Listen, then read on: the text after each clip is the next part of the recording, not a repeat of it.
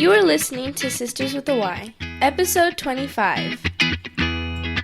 Hi, guys. Hello. So today we have a special guest. We have Mercy from Savage Nutrition, and she is a certified nutrition consultant. She is also our little sister. So Mercy, say hello and tell us a little something about yourself. Hi everyone. As Erica said, I am the little sister. I finally get to make an appearance on here. Very excited. I was a chef for 15 years, and I was diagnosed with Hashimoto's disease about 3 years ago, and I started to lean towards nutrition and ways to heal myself without conventional medicine. So I ended up going to Bowman College out here in Berkeley, where we live in the Bay Area. We moved out of LA 6 years ago, and we live out in Northern California. So then I was certified as a nutrition consultant, and I am working on growing my business as we speak. Well, before we start with the questions, can you tell us what Hashimoto's disease is? Yeah, so Hashimoto's disease is an autoimmune disorder that your body is confused and it starts to form antibodies against your own organs, which in Hashimoto's, it is my thyroid. So my body wants to kill its thyroid pretty much. And with other autoimmune conditions, it affects like your intestines or your skin, but with Hashimoto's, it affects your thyroid, which is difficult because your thyroid controls pretty much everything in your body. Okay. Is that usually only connected to the thyroid? Hashimoto's doesn't affect any other organ besides that? Well, Hashimoto's affects the thyroid, and then the thyroid affects every other function in your body, that's a tough one because if it was something else like the skin, you could get around it. But when it's the thyroid, it's really difficult because it controls literally every function in your body. And that has to go with, let me specify, with hormones and just like GI and brain activity. It just affects mood, and it's very prone to depression, anxiety, and there's just everything there's just so many connections to it. Okay. And how did you find out you had Hashimoto's? I knew something was wrong in my early 20s, but I kept on seeing conventional doctors that kept on telling me that it was stress, and I believed it. So I pretty much went undiagnosed for about 10 years and just dealt with the symptoms. And it wasn't until I started learning more about medicine and how it works with conventional medicine, I searched and I found a naturopath. And a naturopath is up there with functional medicine, and they just dig deep onto the root issue versus just testing you for a couple of things and never diagnosing you with anything. So within the first visit, I was tested with the proper labs and the proper diagnosis, and I was diagnosed with Hashimoto's right away. Would you say that you were an unhealthy person before you went into this path? I wouldn't consider myself fully unhealthy, but I also led a very fast life. Cooking in kitchens, you live off of cigarettes and whiskey. Most of the time, you don't pay attention to what's wrong. I think if I would have actually listened to my body back then, I would have felt that maybe something was wrong. But unfortunately, I let it go until the point that it got to, and then it got to a point where I couldn't get out of bed. But that was already when we were already trying to fix the problem with my naturopath. I think I got by pretty well with just having cold hands and feet and, being all cold all the time and blue lips, as you might recall seeing back in the day. Yes. I used to lose my hair in chunks, and it was just all these things that I just didn't know what to connect it to. And I didn't know that you could get just like a full lab of your thyroid instead of just getting for example, your TSH is just usually measured in your conventional testing, and they don't test for all the other thyroid lab markers that are needed to diagnose whether you actually have a thyroid condition or not. And when you went into this nutrition path, and I'm trying to think back to a few years back, and did you go full force? Was it all of a sudden, boom, I'm gonna eat different, I'm gonna take different supplements? Like, was it your life changed from one day to another? I could say that I tried changing the health of my husband and I when we left to the Bay Area. So about 6 years ago, I started trying and tweak things here and there, but I didn't actually change my complete lifestyle until I was diagnosed that day in the doctor's office. And she said, you are no longer eating gluten, you are no longer eating dairy, and you're taking these supplements. So after that, that's when I wanted to know more, and then that's when I actually went to school for it. And that was not a conventional doctor? No, that was a naturopath. How do they test? Like how do people know where to find a what do you call them? Like a natural doctor, like not a conventional doctor. There's a lot of links, and now they make it really easy with certain websites and people that help. But yeah, there's ways that you just search online and you could just go and find someone. The problem with that is that insurance does not cover it. Once you hit your deductible, then they'll pay usually 60 or 70% of it, but that's the hard part because you have to pay all this out of pocket and supplements are not covered. So it gets very costly, and I understand why people can't do it. Now they also make it easier. So if you can't see a naturopath, then you can order your own thyroid labs. And it's a full panel, so you can see how your thyroid is actually functioning without having to see a doctor and do the whole. But you can go to a doctor where you can use your insurance, a conventional doctor, ask for these labs and then take them with you, right? And then find someone like you. You can try, yes. And that's what I do when I see clients. Is like I just get their labs and then I can run with it. But the problem is that you can't just go and ask a doctor for a full thyroid panel. You can, but they most likely won't give it to you. And there's people that find their way around it. Usually you start crying. And I have a friend that her daughter, they wouldn't give her B12 shot. So she would have to like cry and do this whole thing as a scared mother just so they could give her child a B12 supplement shot. So there's a lot of things that you could ask for, and some doctors might, but the majority, it's really, really hard. But know that you are allowed to get your lab work, your results. Those are yours. Those are your records. records. Those you can have. To ask for a printed, like the full report. Yeah. Okay. And then even with that, if you have the full report, then someone like I or a nutritionist or someone else can give you a guideline. And like what I do is I give my client a list and then they take it to their doctor. And whatever, like I say, whatever they'll test you, just run with it and go. And if they say no to the others, then at least have a bit more to go on. And I think doctors, the same way that nutritionists and nutrition consultants get kind of about conventional doctors get that way about nutritionists and anyone in the nutrition field. So that's where it gets a little weird. I always, but it's because you're my sister, I do always ask for my lab work and the results just in case I need to show you.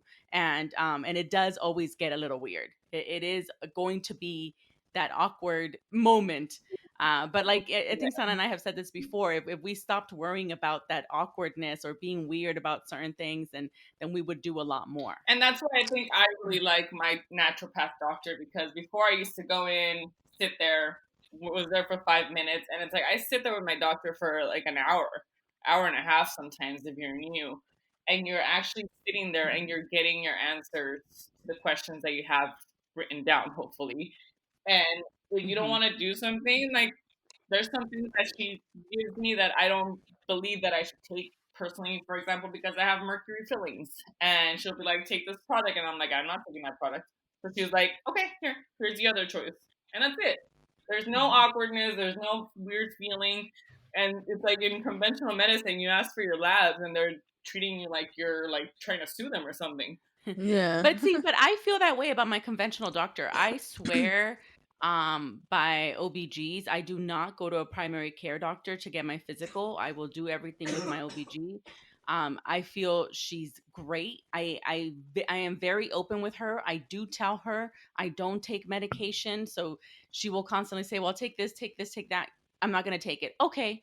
And she's totally okay with that. When I did ask for my labs the first time, it was kind of like, why do you want your labs? And so I told her, this is what my sister does. And so, I need my labs. And so she's okay with that. But I feel she's great. I don't know that I would say conventional doctors are for no one, Mhm. but that's just me. That's just me. It's finding the right one. I think so too, because Yes. even for my kids that I used to have since they were born, I had one doctor, and she was so open to other ways of doing a lot of things. And I loved her because she was like non-conventional. She could say, you know what, about shots, about immunization, about all these things. She was able to like give me another option, but then she decided to Mhm. have many, many, many babies and never be a doctor again.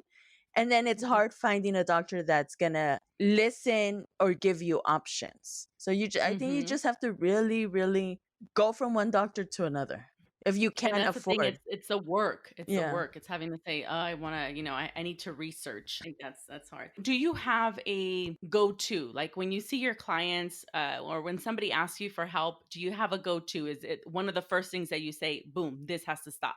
Like once I interview them and I get all their information. Yeah. Like, is there always this one thing that everyone needs to stop? Oh well, everybody needs to start.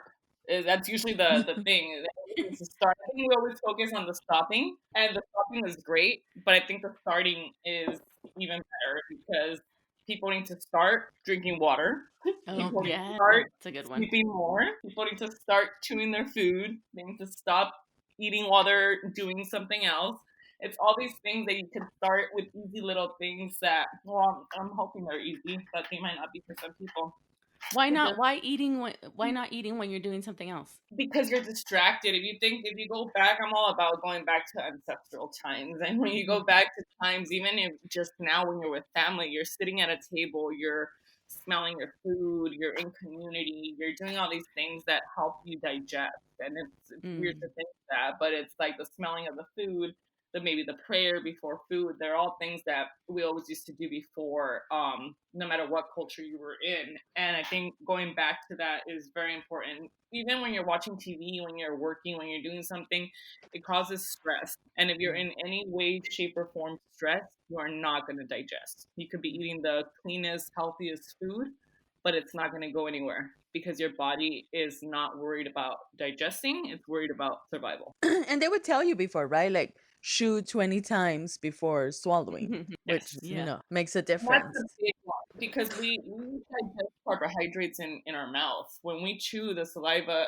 contains an enzyme called amylase, and that is what's going to digest your food. That's where it starts. And if you're not digesting, you're just swallowing it down, which I've seen a lot of people do. It's just you're not breaking it down. And if you're not breaking it down, then it's just making everything so much harder. You could help your digestion so much just by chewing. One of the things that I've heard, and I've heard different things. I've heard, yes, you should be drinking water while you're eating. And then I've heard, no, you shouldn't be drinking anything while you're eating. Is there any truth to that? That's a hard one because that one will be dissected in so many different ways. And there is like half of people usually believe that you do, and half of people believe that you don't. For me, I've always been a non drinker while eating. For me, it feels like it dilutes the stomach acid, and that could be something that someone else might think it's crazy. But I think drinking some liquids, like maybe like half an hour before you eat, and then having your meal and then drinking something afterwards is probably best. But there are people that feel that you should drink water to fill up, and that's just not something I believe in.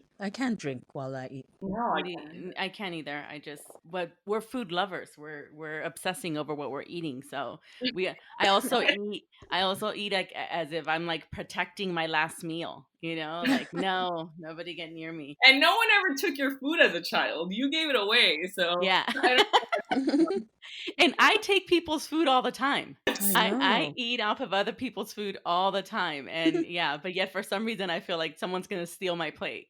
And there's an underlying issue right there that Yes, would be, yes. consulted afterwards.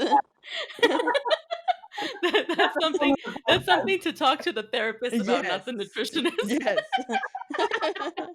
Well, you know what? Like changing someone's eating habits, it's very it's a lot like therapy. It's been figuring out my style has been very difficult because you do have to help people change the hardest thing. Like now they have that we see it especially right now during quarantine. You see that that commercial for Noom. I believe it's called Noom, and it's like it's this whole, Oh yes, supposedly yes. it's like this whole new way of losing weight, and it's not really a nutritionist, it's more of a psychologist. Yeah. And yeah. Well, a lot of our eating habits have to do with our, if we're emotional eaters, right? It has to do Mhm. with that. It has to do whether we're feeling stressed, happy, or sad. But also we have beliefs in the way that we eat that are engraved in our heads since we're young. And then Yeah. going to a nutritionist or going to someone that's going to change the way you eat, you kind of have to like start this new belief with food that you didn't Mhm. have before, and I think that's hard. Well, now a little over a year ago, I did go to Mercy and ask, what should I do? I've always had, I guess we would call them gut issues, Hmm. which so does everybody else in the world, right? But I came to her and asked, what should I stop? What should I change in my diet? I could not, I knew right off the bat that I could not go full force. I couldn't change my life completely. I asked what was something that I can change to maybe help my body out. And I quit dairy, and I have now been dairy free for over a year. I want to say we're getting close to a year and a half. It is still very hard to tell someone, an older Latino or Latina, tell them, oh no, I don't eat dairy. They're going to freak out. My mom still And feels weird about especially, it. She probably thinks I don't get enough calcium. and we've drank dairy and ate dairy our Hmm. whole lives. I mean, I'm 43 years old. It's Hmm. 43 years. And before, I know you're going to ask Mercy about the dairy, can you also explain to us, is all Hmm. dairy bad? All right, so let's get into dairy. Just see the faces on Mexicans when you tell them you don't eat dairy, corn, or gluten. And That's Yeah. dairy, that's the one of the yeah. hardest things for me to do. Two things: going to an Italian food place, and going to a Mexican place, because everything in Mexican Hmm. dishes, everything has sour cream or cheese. Yeah. Yeah. But go ahead. So dairy it's two things. It's one thing is if you have an autoimmune condition, and the other one is it's someone else that obviously doesn't have an autoimmune condition. When you have an autoimmune condition, you cannot have dairy or gluten because the proteins mimic the ones of my thyroid, for example. So if I eat gluten, then there is a molecular mimicry that happens that my body thinks, "Ooh, attack." So that it goes directly to my thyroid instead of attacking, for example, the gluten proteins. And when it comes to dairy, it's the same protein.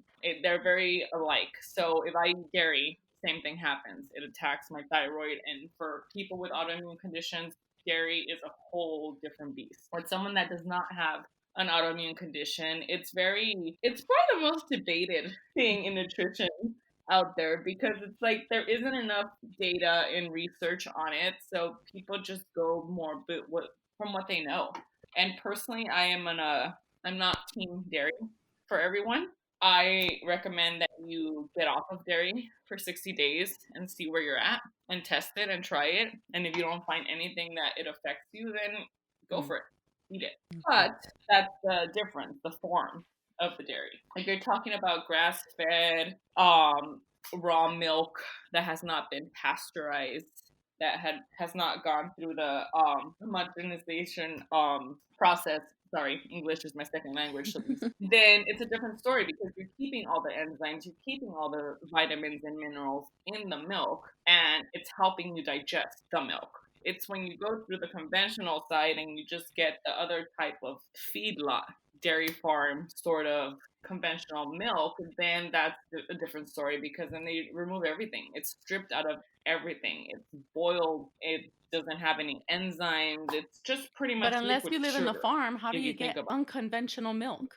Yeah. Can you drink it. organic milk? Organic is always a better step, Hmm. but organics just means that they're not eating grains that are non-organic. You know what I'm saying? It's about, for me, it's about like the animal that's in a pasture, that's underneath the sun, that's getting vitamin D, that's living a life that they're not terrified and in pain and suffering. Because I just feel that all that goes into the actual Food. But product I've also, I itself. don't know if I read it somewhere or So heard it somewhere, but they say that after the age of 2, no human being needs milk. That is correct. And that is one of the biggest statements that is argued.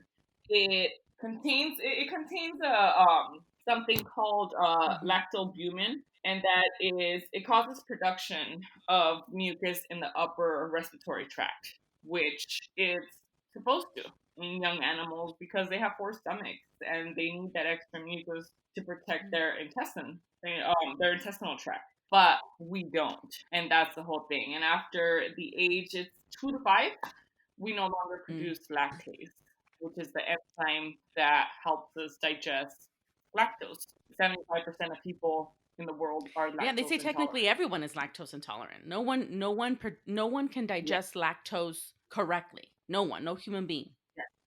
And then saying no milk, because the first thing I think about is like, how are you gonna eat cereal? But so you are saying you should substitute the regular milk with almond milk, oat milk, all the other substitutes. If you're gonna go off of dairy and test it out in your body and see how it feels, you would go towards almond milk, coconut milk, oat milk. Cashew. I'm not a big fan of soy, so you just want to make sure that that product is also clean because they tend to hide a ton of things into those milk. So if you're not gonna make your own, then at least check the ingredients and see what is in your actual almond milk. And if it's not refrigerated, you don't want to buy it. If it's not refrigerated. Good almond milk, like clean milks that are like almond milks and nut milks and things like that, will be refrigerated. When Okay. it comes to coconut milk, then that one will be unrefrigerated because that one doesn't need it, Unrefrigerated so. milk is creepy. And no, your Yeah. cereal will never be the same. Oh. It is not the same. I'm not a big cereal eater anyway, but because I was not a milk drinker. In school, you When I were. was younger, I was a huge milk drinker. I loved it. Yes. And I have always been sensitive to milk. Always. Not too much other dairy, Mhm. but I have always been sensitive to milk. But yes, I mean, I think probably until I think until after I had my son. And then everything kind of changed in my body. Then I didn't like it. I couldn't like. I have issues with milk. It kind of grosses me out. And one of the reasons that I stopped liking it was probably this episode we had in high school. Mercy and I don't even know if she remembers, but it kept her from eating hot dogs and it kept me from wanting milk because it was gross. But before that, I was Yeah, I remember. Before that, I would drink milk like crazy. Like I loved it. And then I kind of stopped. I did go away from it. I didn't really drink milk, but I ate dairy in other ways. I ate yogurt and I ate cheese and other things like that. So finding a milk substitute has been not as hard, I guess, because it's if I'm going to eat a little bit of cereal or if I want to put it in my coffee, which I rarely put milk in my coffee. It was always creamer, Milk. which is the one I use is non-dairy anyway. It was everything else, I think, that is harder. Cheese is probably the hardest. But when Mercy first told me to do this, I was like, okay, I'm going to do this. I'm going to do it for, I forget the amount of time that she told me to try it out for. And I'm going to see no difference. And then I'm just going to go back to eating it and not ask her what I should do instead of it. And I think I was probably in day 5, day 6, like within less than 2 weeks, it was a huge difference for me, for my body, for how I felt. Mhm. So it was something, yeah, I had to stick to it. I think once you see that, and that's the hard thing. I think the hard thing is doing it long enough to see a difference. And in this case, luckily, it wasn't that long of a period of time. It kind of, proved itself quickly. And so it made it easier for me to be able to give it up. But that's the hard part, saying I'm going to do something long enough for it to make a difference and then know that this is what I'm going to stick to. That's why I always test the waters, and if someone's really struggling with losing that product, then I go 30 days. Because at least you could make it 30 days. That's a little bit more feasible than 60 days. But most likely, in my opinion, if you are reacting to a food, you will know within 30 days. If it's something that's very mild, like it's like a seed-based spice or something that's not like too crazy, it might go like undetected and you might not notice it. But if it's the big heavy hitters like gluten and dairy, and if you don't feel any difference in 30 days, then I could say like, fine, go back to it and just try to do it the best form possible, which would be like sourdough and organic sourdough bread and raw organic milk, which you can get in Whole Foods, and there's some places that deliver it, and you could also get it sometimes at your local farmer's. I think something that Sana and I have talked about before is the cost. It is so Yes. expensive to be healthy. And that is the number one reason that if you go to a lower income community, you will find people that are unhealthy, that are overweight, kids that are not getting the nutrition that they need to be getting. Versus you go somewhere into a community that is a little better financially, yeah, they're all looking great. They better. They have the money to, you know? Yeah. It's very expensive. I would say for me, that's one of the things that stops me. Even now that I'm trying to buy just supplements that I take, or because I've read that they're good, or whatever, it's I have to like really shop for them, and still try to see if they're just the pure product, but it's not cheap to have all the supplements that I would like to have. How do we go about that? And that's the whole thing that I link out the dispensary that I use, and I'm able to give people a 20% discount. But even with that 20% discount, being realistic, a lot of people cannot No. afford it. And Yeah. it's also hard because there's so many dirty supplements out there. It's like if you're buying your supplements or essential oils through Amazon, like you don't know what you're getting. And that's and then you also get these, like if you go to CVS and see the supplements that they have, like yeah, someone could be thinking that they're taking B12, but they're taking the synthetic form. So you're just throwing your money away because your body's not absorbing it. Stop throwing away the money that you're buying that synthetic form and save up for a good one and use it for 30 days and then skip it for, you know what I'm saying? Like there's ways to go around it. But I think sometimes it's also easier to just get the cheaper product when that cheaper product is not doing you any good. Yeah, and you could like, well, let's say like I'm gonna say for example, I bought turmeric and I Yeah. started drinking it, and I did feel good. I felt good just within 2 days of drinking it.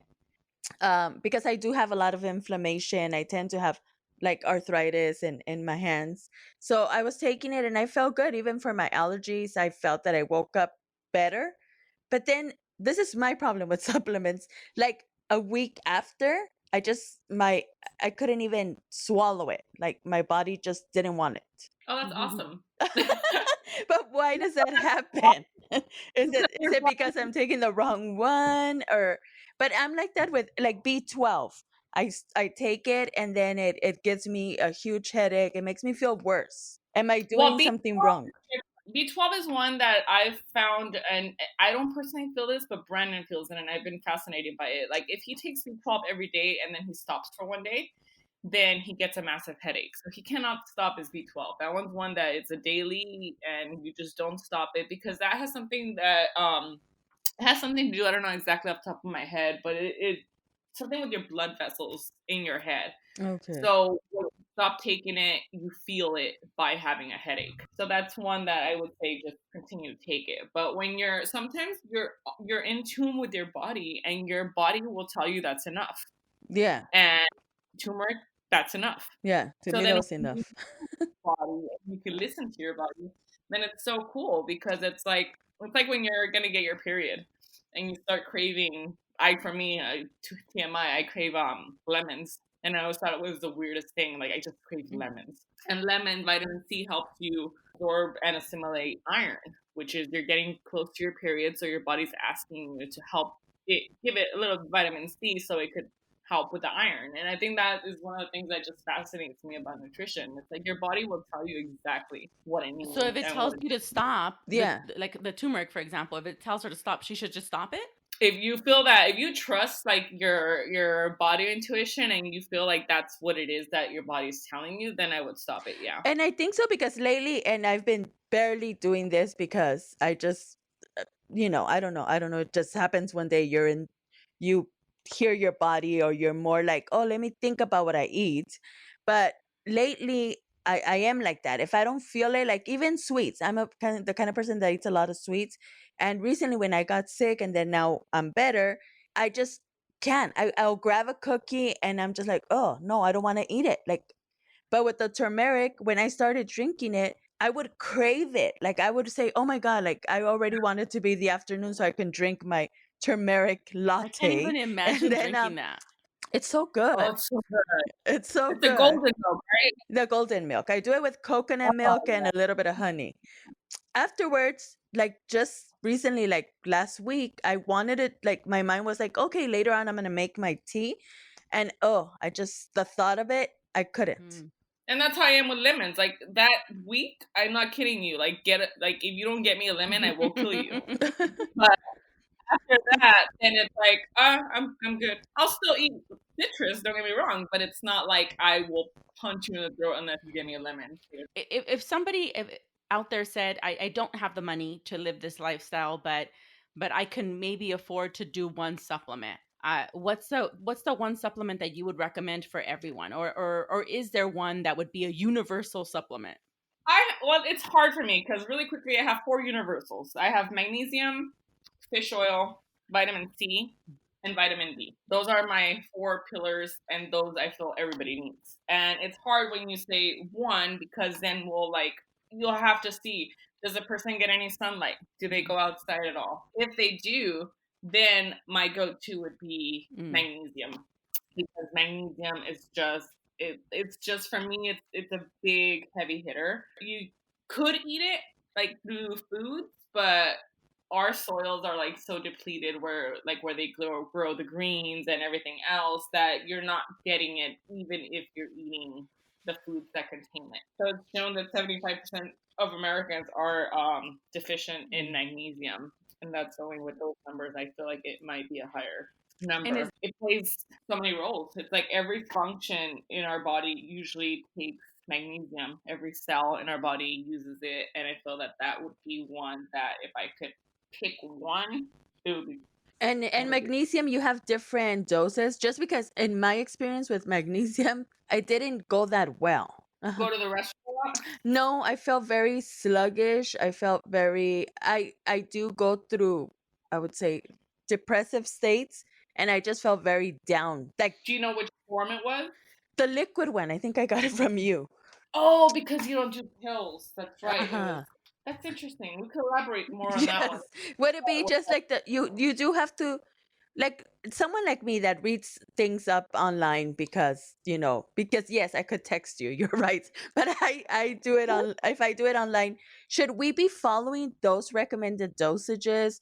Do we have to get it personalized? It's always best to get it personalized because I'm also in the very test, don't guess. So I would Okay. never give someone B12 or preferably vitamin D. I could go a little bit more loosely because I feel like we're all deficient in vitamin D. Yeah. But when it comes to other supplements that could have an effect on you and could go deeper into genetic factors, like B12 is one of them, I don't give it out. If you don't show me your labs, then I do not give you certain supplements just for my own personal. Okay. Is there a supplement that you would tell everyone universally don't take? Is there something you're against? Well, I'm against for example, I'm against just taking vitamin D when it's not in the right form. It's like vitamin D should be in the form of vitamin D3 and it should be paired with vitamin K2. So Mm. they're like cofactors, they work synergistically and they need to be together. If they're not together, then that vitamin D that you're taking could just accumulate somewhere it's not supposed to, like your organs or like things like that. So the vitamin K2 is kind of like the chauffeur telling the vitamin D where to go. Take it to your bones, take it where it needs to go.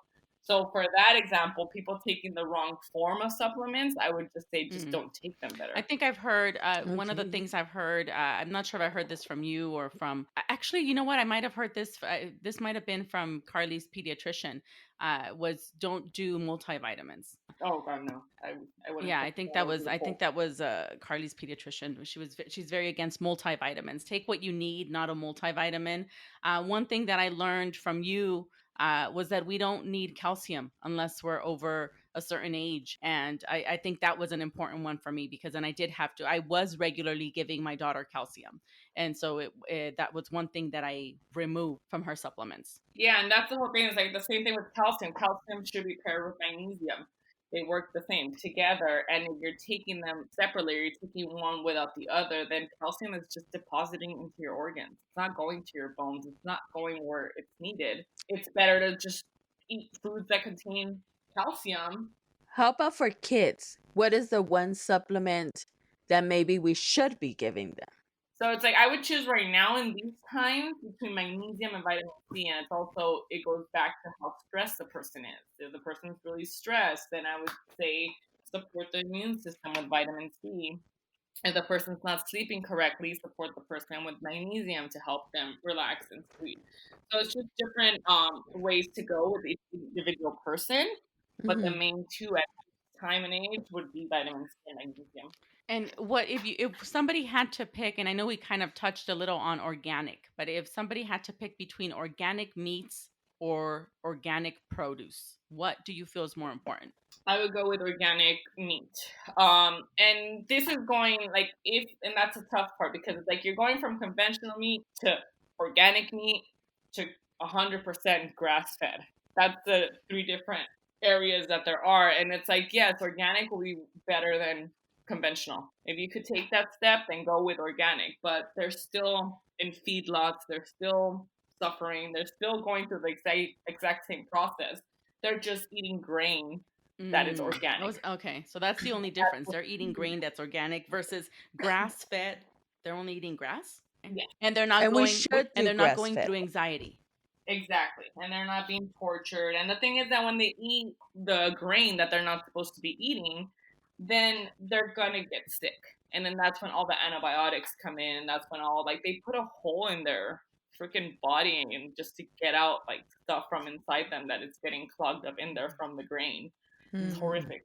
And the thing is that if you could go to grass fed, that would be the ideal. But I also know it's very expensive and I understand that. But how much meat are you eating? That's the difference. That people ask me, how can you eat grass fed everything? And it's like, because we don't eat a lot of meat. At the most, it's 3 ounces. And that's at the most. So it's not a big a part of meat. You're eating enough to get the nutritional benefits from it.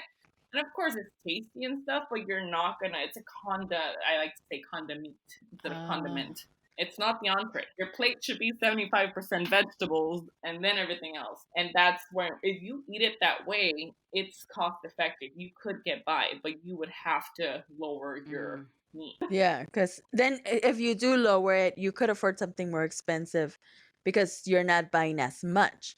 But I think we eat meat pretty much, I would say 4 out of 7 days. In larger So portions. then that does become, Yeah. yeah, because it's 3 of us. But even then, we're probably And it is the it's 3 of us, so entree. we're not eating. Yeah, we're definitely not eating 3 ounces a person. What I like about buying grass-fed meat is that you're actually, with grass-fed meat, you're using the whole entire animal, which is great because it's like the whole nose to tail and you're not wasting anything. That's one benefit of it. But say, for example, if you buy a piece of meat, like a big hunk of meat with a bone in, for example, and it's grass-fed, you're utilizing that fat. You could save it to cook for your vegetables later.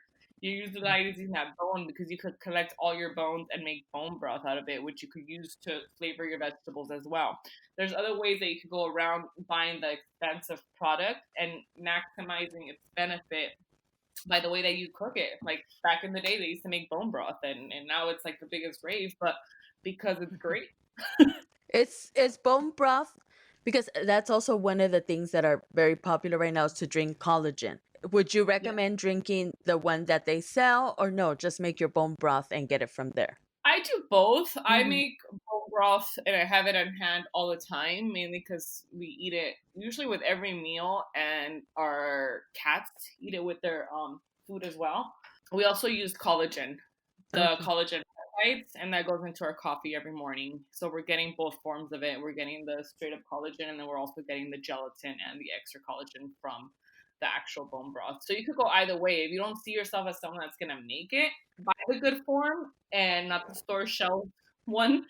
And then also buy some collagen and some gelatin, and just find ways to incorporate those two powders into your meals. Like I make my coconut yogurt with gelatin. So then that way we have gelatin as an added nutrient in our yogurt. Like all the supplements that we're talking about, you can find it through you. We can get them through you. Well, depending on what you mean. Like if you're talking about actual supplements that you're gonna take like in capsule form and stuff like that, then yes. But when it comes to collagen, the collagen peptides, that's something that they might not have in this dispensary. They might have it in a form, but this other one is the one that I'm talking about is the Vital Proteins one that you buy like in any grocery store. That's the one that I saw.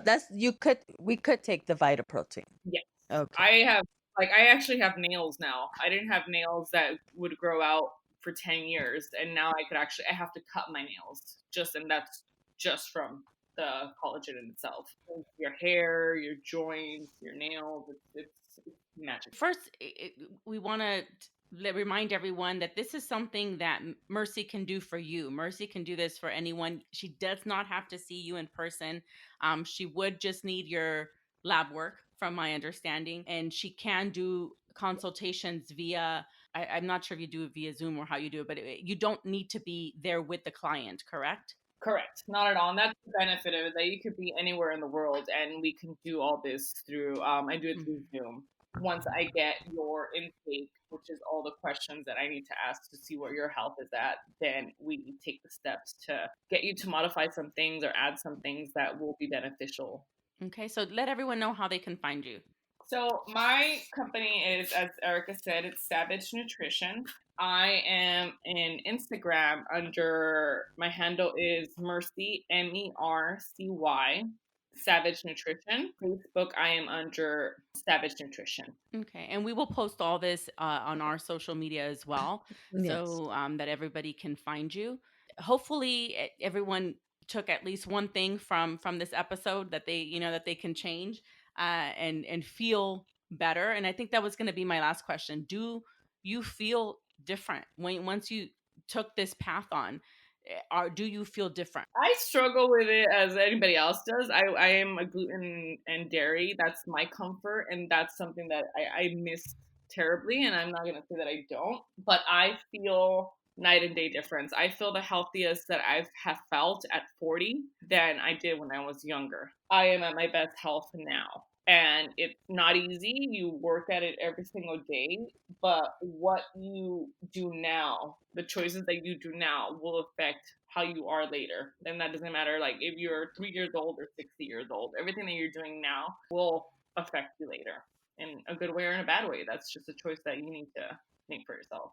Okay, so we want to go ahead and thank Mercy for being here. Thank you for coming on our show. This was very interesting and a lot of fun. Yes. Thank you. We'll have to do another episode where we actually talk about our childhood. Yes. That we need a therapist here with us at that time. And then everyone will know why I'm so protective of my meals. All right, and we're going to go ahead and end this with a quote. The body always wins. Question you soon. Till next time.